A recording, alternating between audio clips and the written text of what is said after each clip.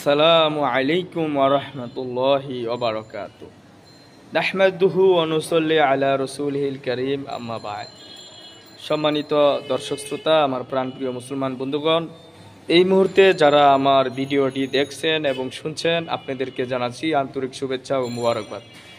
প্রিয় ভাইয়েরা, আমরা জানি রাসূল সাল্লাল্লাহু আলাইহি ওয়াসাল্লাম হাদিসের মধ্যে বলেছেন, তলাবুল ইলমি ফারিদাতুন আলা কুল্লি মুসলিম। প্রত্যেকটা মুসলমান নরনারীর জন্য ইলম শিক্ষা করা ফরজ। প্রিয় ভাইয়েরা, ইলম ছাড়া কখনো আপনি আমুলিয়াত হতে পারবেন না এবং প্রকৃত ইলম ছাড়া আপনি কখনো মুমিন হতে পারবেন না। আমরা বর্তমানে নামাজ রোজার জন্য এবং নামাজের জন্য যে সকল সূরাগুলো আমাদের পড়া অত্যন্ত জরুরি, যেগুলো সহি করা আমাদের জরুরি, আমরা অনেকে এগুলো পারি না। তা না করে আমরা ঠিকই দুনিয়া বুঝতেছি, আমরা ঠিকই দুনিয়ার সময় দিচ্ছি, মিটিং মিছিল কত কিছু, এই সেই কত কিছু করছি, হাট বাজার থেকে নিয়ে আরও যাবতীয় যত কাজ সংসারের সব কিছু করে যাচ্ছি, শুধু খালি পিছিয়ে আছি নামাজ রোজা এবং সঠিক ইলম অর্জন থেকে আমরা পিছিয়ে আছি।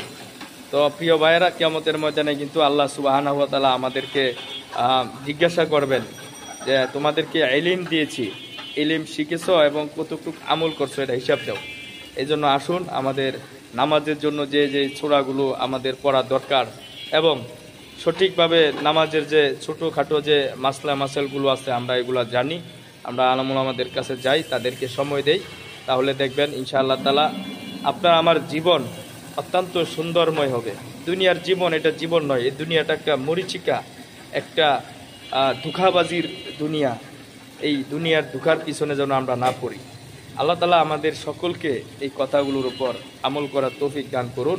সেই সাথে 5 ওয়াক্ত নামাজ জামাতে যেন আদায় করতে পারি এবং ইলম অর্জন করতে পারি, সেই তৌফিক আল্লাহ তাআলা আমাদের সকলকে দান করুন। আমিন।